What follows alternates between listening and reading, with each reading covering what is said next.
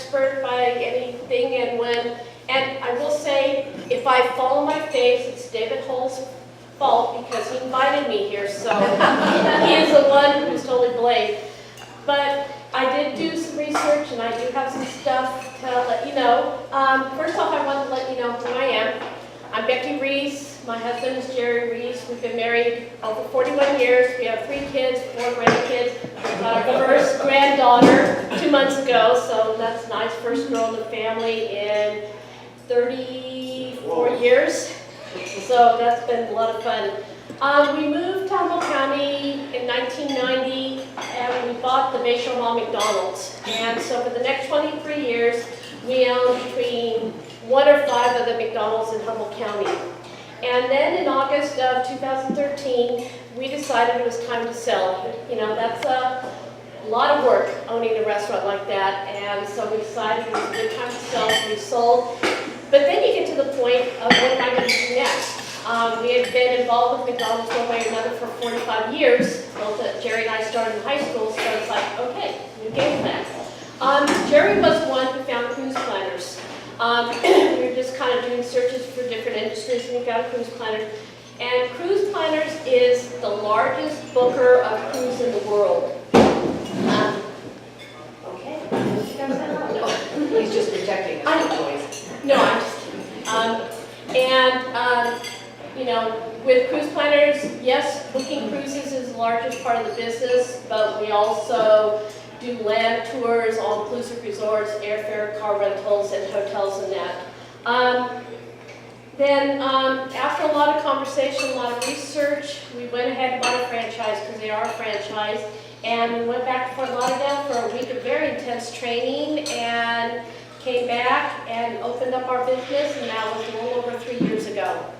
And when we decided to do it, it was kind of a natural feel for us because I've been booking travel for our family and that for a long time, and we've been cruising since 1988. So one of the best things about owning a Cruise Planner franchise is I'm local, but also it is home-based.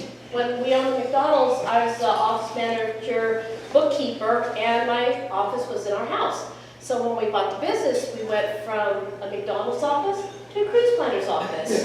So it worked really well, plus the fact that because I'm not supporting a business, I don't have to add fees to any of the bookings. So that always makes me happy, because like everybody else, I like to go as economically as possible. Okay, I can come stand kind of here because it feels awkward going back and forth.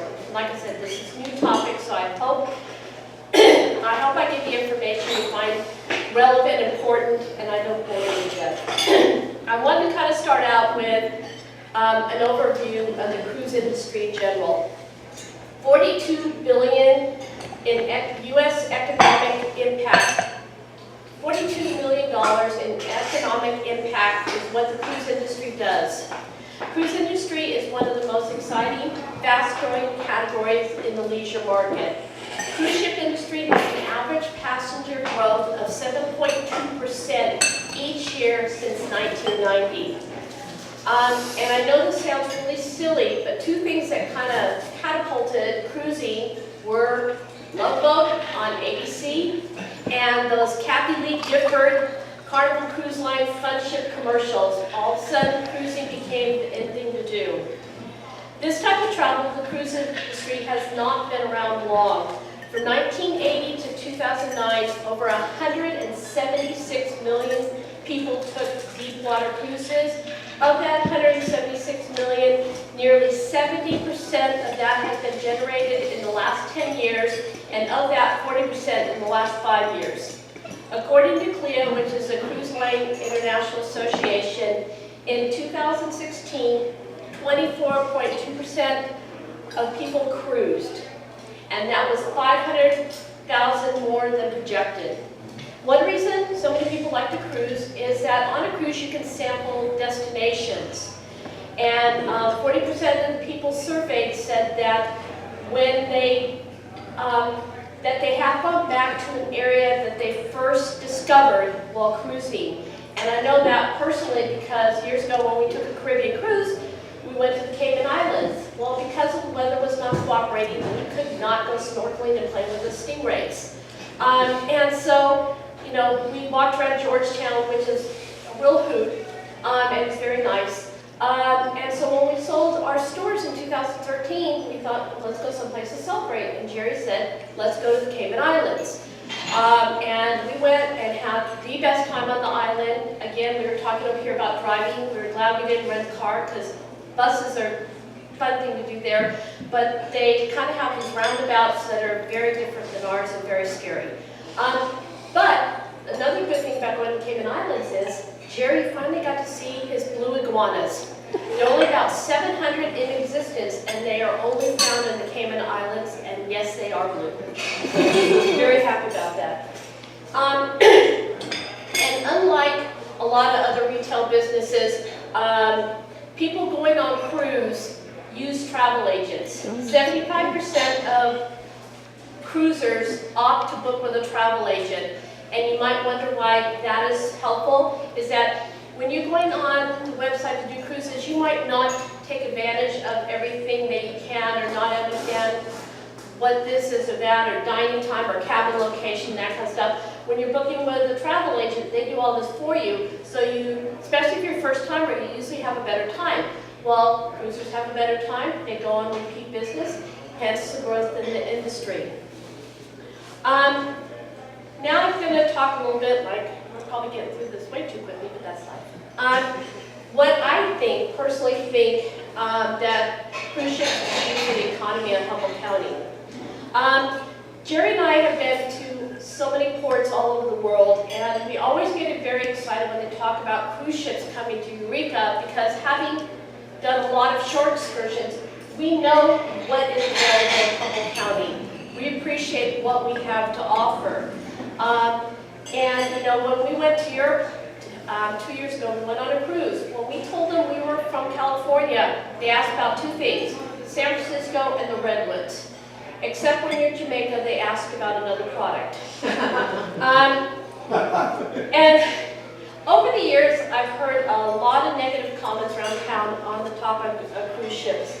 Last year, we went on a repositioning cruise out of San Francisco up to Alaska, mainly to go to Astoria, because that was who, if we get cruise ships in, that's who they're modeling what we should do. Becky, Yes? what's a repositioning cruise? Okay. Thank you. A repositioning cruise is, cruise lines have so many ships. In certain time of the year, they're in South America, Australia, well, Caribbean's all year long, in the Mediterranean. Then, during the off-season, they move the ships around, and you know, they move them to another location. Like this cruise to Alaska, you can cruise May through September.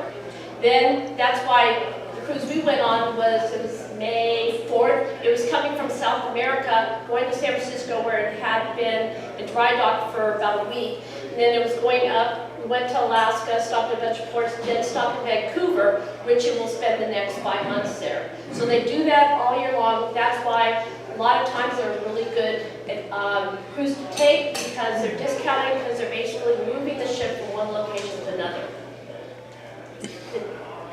Did I cut? Okay, good. But when we went to Astoria, what we found was it was a very simple setup. It was very passenger friendly.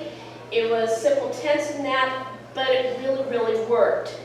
And also, when we went on our tours, and I will say our beer is better because we went on a beer tour, we asked the tour guides and businesses how they felt about the cruise ships coming in. And we were told that, you know, initially the businesses in the area were not all that thrilled about dealing with the cruise ships. However, once they saw the impact it had on the economy, they were much more convinced that this was a positive thing to do. And when you're thinking about bringing cruise ships to Humboldt County or into our bay, you have to really think about Humboldt County in general, not just Eureka. Because the passengers take excursions. Well, some of those will stay within Eureka, but then others will go to Trees and Mystery. They might go to Avenues of Giants. So you really have to consider cruise ships as benefiting the entire county. If a cruise ship comes into port, they're probably going to have 6 to 10 excursions depending on the size of the ship. And that might not sound like a lot, but you have to consider you've got the drivers that are taking people to the Redwoods Fur Canyon. You have people buying tickets to, say, the zoo. You've got the cost of food if they're doing an excursion for oyster tasting, or the beer if they're doing beer sampling. Also, activities. Are they kayaking, or are they taking charter to go salmon fishing out in the ocean? So all these costs are covered by the people doing the excursion. However, the money is staying within our community and it's going all around. From industry figures I could find, the actual economics of being a port of call, including direct expenditures by cruise lines themselves, as well as onshore excursions by passengers and crews, amounts to about $170,000 on average per cruise ship for a port like ours. Another figure I found from a 2004 CLIA Cruise Industry Global Impact Report. It noted that the average expenditure by a passenger is $134.72. Well, you times that by a ship that has, 700 to 1,500 passengers, and that's a good chunk of change. When looking at the economic impact of a cruise ship on the local economy, you have to not only look at the passengers, you have to look at the crew. The crews on the ship work 6 days.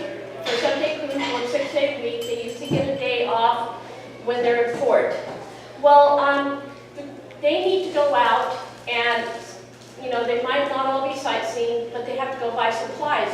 When we were in Juneau, we were asking a tour guide about the crew, and he said, well, the busiest places in town, the day a ship is in port, were the variety stores like a Target and that, because the crew have to replenish their supplies. They've got 6-month contracts with the cruise line, so they're not going home at the end of the cruise. So when they're in port, they have to get their shampoo, new socks, and whatever they need. So that is also an added benefit to the local economy. One of the biggest issues Eureka faces is the lack of a dock. You have the Schneider dock, and that's a wonderful dock, but might not always be available. If Eureka seriously wants to go into the cruise line business, and I know that is a limited market, we might look at having a dedicated dock, maybe looking at rebuilding Dock B. I was down there recently, and the area is, has enough places for parking. You've got the Warfinger building, which could be used to help the visitors. You could also set up tents, because at every port of call, you have vendors out there selling their local wares. That would be a perfect opportunity for our local vendors to have their merchandise out there, catch the people as they're going onto the boat. And docks do not have to be glorious and all glamorous and perfect. We did see an absolutely gorgeous one in Icy Strait, Alaska. It's one of the largest tribes up there owns it, and they were able to get a government grant to help pay for part of it, and it's absolutely gorgeous. But most of the docks we stopped in, whether it's Sitka or Astoria, they are working docks. So, when cruise ships are not in there, they've got lumber on the side to be loaded onto ships or other industries that will use the dock. And the other thing I find very important is we are a coastal community. We need to embrace that. We need to have docks for, whether it's for recreational sailing, whether it's for cruise shipping, or for our fishing industry. And I'll be honest with you, when we moved up here 26 years ago, the economy was really strong. We had 2 pulp mills that were working, all day long. We had lumber mills that were working 24/7. These industries are barely there or gone, and so far I have not seen anything filling the void. One of the things that we have is thousands and thousands of miles of natural beauty. That is why tourism in Humboldt County needs to be developed more. We have an abundance of nature that people want to visit. We just need to figure out a way to build a tourism business and capitalize on what we get to appreciate every day. I don't know about you, but Dave, driving over here today, absolutely gorgeous. You know, we live in some of the best country in the world. Many people don't think cruise ships will be a viable, that Eureka will not be a viable stop for cruise ships. And in all honesty, the way things are right now, no. You know, we can have Bruce out trying to get as many cruise ships to come to Eureka as possible, but we're not ready for them. We don't have the infrastructure set, and we can't sit there and go, okay, a ship's coming in, let's go ahead and build it. We need to sit there and get serious whether or not we want to be in this industry. If we do, we need to get things ready so that then when they are looking at us at the port of stop, port of call, we are ready for them and we don't have to say, oh yeah, we'll take you in a year, but wait, we have to get our docks built, we have to get this done and that done. So we really need to be looking at getting our ducks in a row. Monterey, California. Docks in a row. What? Docks in a row. Docks and ducks, no. Well, ducks and docks, yes. Monterey, California is becoming one of the big stops on the West Coast. They had Princess, Celebrity, Seabourn, Crystal, Silver Seas. Now, some of these itineraries we can't compete with because they're going from San Francisco to LA. But a number of these are going from San Francisco to Vancouver, and they have stopped in Astoria and that. And Astoria actually is probably would be a competition for us. But those are itineraries that we can look at competing with. How many cruise ships does Astoria have? They have 10, Astoria gets, They have 27 on the books for this year. what? They have 27 scheduled for this year. Yeah. They have way more, but I was really surprised with how many Monterey is getting, like I said, 10 more between now and November, and then they have quite a few scheduled for next year, and they don't even have a dock. Those people have to be tendered into the port, so we would have something better. Also, one trend that probably would help us is a lot of the, especially certain cruise lines are going for the mega ships. That's your 4,000 to 5,000 passenger ships. Well, those can only go in certain places that have these huge docks that can hold them. Well, they put them out probably in the Caribbean, most of them go. Well, the ships that were doing those itineraries now have to move to a new location, and they're smaller ships. That's where we're seeing the increase in business along the West Coast is those ships. They're still good ships, but they're smaller ships. They have less, you know, they don't have zip lines going through the middle of them or carousels, but they're wonderful, wonderful ships, and so they move those, and so those could go to smaller ports like Monterey, Eureka, Astoria, and so on. So that is why I've seen a little bit of growth in the West Coast. We are limited because we don't have a lot of stops, but it is a growing area. And so, to conclude very briefly, I do think, I've always felt, Jerry and I have always felt, that Eureka would be a fantastic place to have a cruise ship come in, just because I would like to share with the world what we see on a daily basis. But we do need to do the work, and we need to kind of make the commitment. We've been talking about this, and I'm very politically incorrect, but we've been talking about it too long. We either need to say, no, we never, ever, ever want to have a cruise ship come in, or we need to sit there and go, okay, I want to make the commitment and have that business. It brings a lot of revenue in. It is an additional industry that we can have in Humboldt County, because let's face it, we need additional industry. But it is something that we want to commit. I think we can do it, and I think it would be great for Humboldt County. There you go. Questions? Yes? Well, I heard you say something about a tribe in Alaska. Mm-hmm.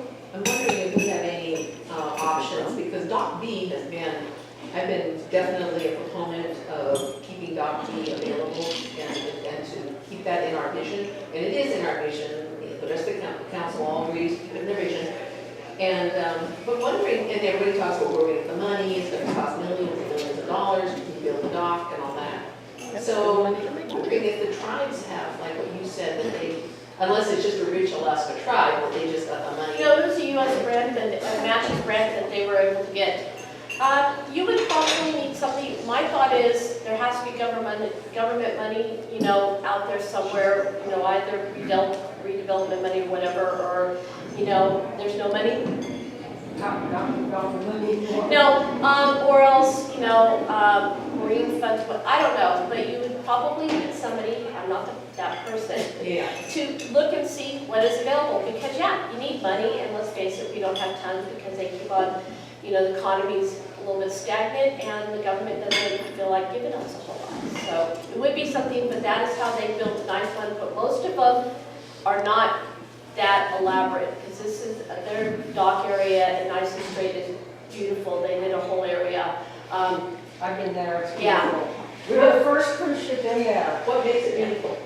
I mean, Because when we went, like I said, we were the first cruise ship ever to be there, it was the test day for them.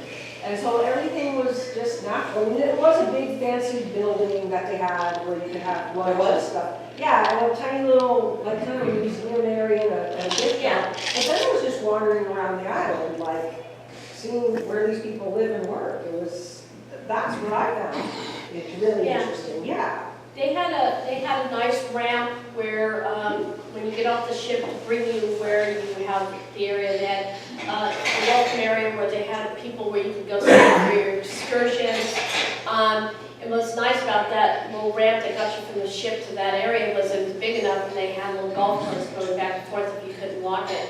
But then they did have an area where you could go in and have clam out by the water. They had a museum, they had a gift shop. It was just really nice, and like you, we went on a tour of the island. We were the only people on the excursion because it was like the very beginning of the season, and it was just lovely. Again, we someplace and had some wonderful beer. You notice the theme of my cruise we drink beer. And it's wonderful. If anybody knows, the town there is Puna, and that's, if you've ever watched Alaskan Bush Family, the Brown family, that's where they go to. But it's just a really nice, beautiful, beautiful area. We got lucky because it was like today outside up in Alaska. It was a beautiful day. So it was very elaborate. But like I said, in Sitka, you get off the boat, you're on the working dock, and they had buses that took you into town. And that was probably a good 10-15 minute drive on the bus to get you into town.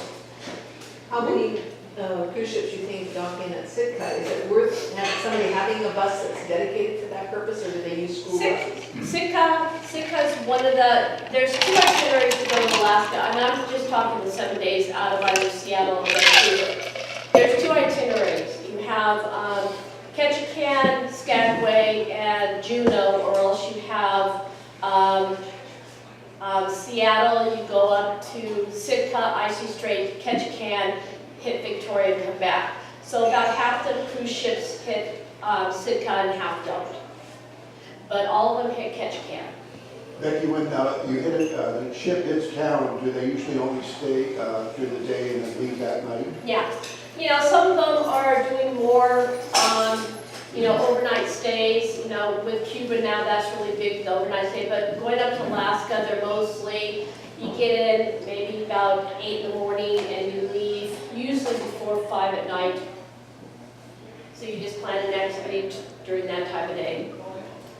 Yes? I understood that the plans that for a ship to stop here was only 4 to 5 hours that they would stop. So does that make, I mean, when we're talking about excursions and everything else, that would, to me, because I mean, going up to Trees of Mystery or going outside of our area, that would leave us a lot of limited time. And I don't know all the excursions that, you know, or the cruise ships they have planned. I'm not even sure what's set for next year. But yeah, that to me is almost, it's almost like the stop up in Victoria. You know, you get in at 6 o'clock at night, you hang, and you only stay till 11 o'clock at night, and where they stop is nowhere near, you know, the Empress Hotel and that. Yeah, that's too short of a stay. Most of them stay longer in port because, you know, they've got to dock the ship there. They want to keep the people happy. because, that's why you go on a cruise, is to go on excursions, and if people can't enjoy it, it's looked at like a wasted port of call. Do you know if what do you call them, flitters, what did you call them, that take, when you don't? Tenders? Tenders, when you Yes. don't have a dock? Is that considered a giant pain, or, could we put some sort of a temporary floating thingy bob that goes out? No, what the ships do is they drop anchor off the coast, and they have their lifeboats. They have different boats that they take, and you do have to, the passengers have to wait to get off the ship. But if you know you're getting tendered, you don't sit there and run down to the exit, where you're getting on the little ships, real early, but you go and then, they drive you in, and you have a certain port where you go to, and that's where you catch them, and they run them all day long. The cruise ships do, so they have the boats to do that. And I don't think ours would be all that long. I'm not sure where they would dock, but getting into our bay and all that kind of stuff. We were at, where were we at that it took forever, it seemed like, to get, it might have been Belize, where it took forever because you've got the big coral reefs off the shore, so the cruise ships can't go in. So, it's just one of those things, because you want to go to certain ports in Cabo, you have to be tendered, because last time I was there, they don't have the pier to handle the ships. So there are, a lot of ports that don't have piers, and then you could just tender in. So we could do that theoretically and have a very short tender trip if somebody anchored right in the middle of the way. Or, Way back in '89, I happened to be in Bar Harbor, Maine. I wasn't on a cruise, but I was there with the car. And that afternoon I was there, I went down to take a look at the waterfront. One cruise ship was coming in. That was about 3 in the afternoon. By 9 a.m. the next morning, there were 3. And they all had anchor. And they used their launches to go back and forth.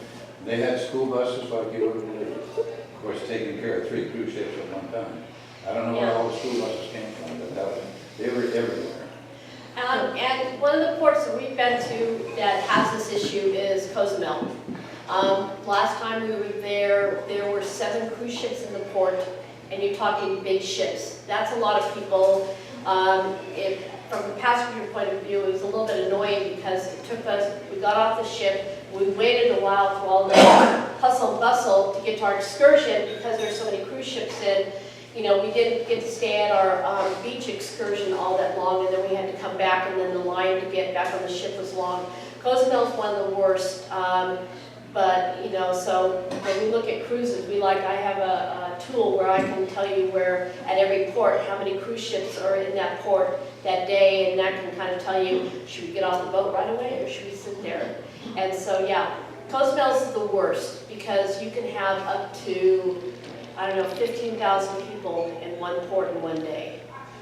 Yeah.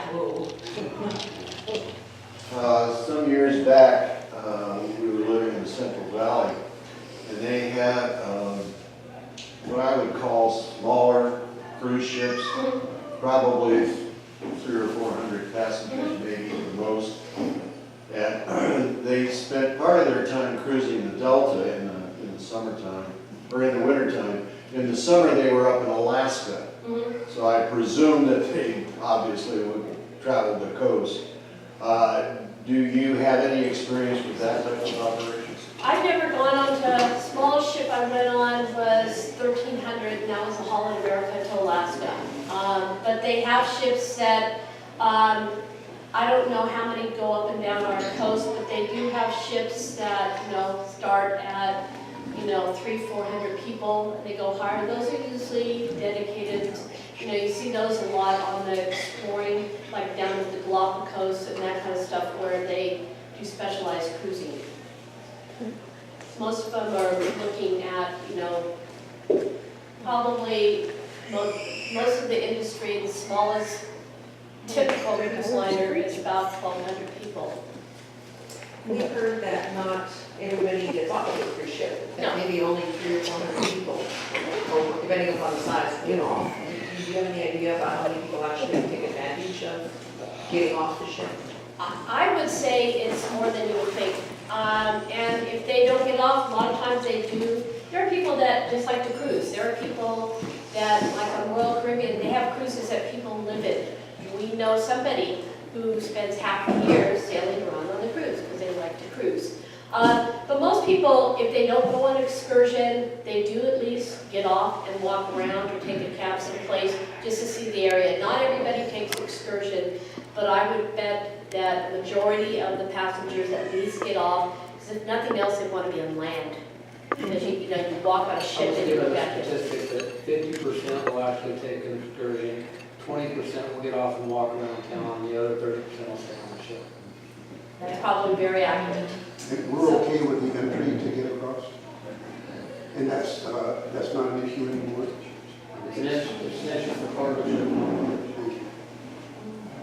Also, somebody was saying that sometimes, like thinking about timber heritage, that if we had some sort of a little, some sort of a rail system going on, at least in Eureka, until we can go between Eureka and Arcata, that people might want to go like from, like say, Dock B down to Costco to shop, that people actually want to stop at Costco that are on cruise ships. I don't know if that's true, but you know, that having a little something, a trolley or a train or something going back and forth along our waterfront, Yeah. Blue Walks to Costco would be an attraction. Most places have some kind of a local, you know, we wouldn't have them here, but the little double-decker buses or the trolley for local travel around, yeah. Because like I said, not everybody wants to go on an excursion, but they at least might want to see what's going on. So one of the excursions that,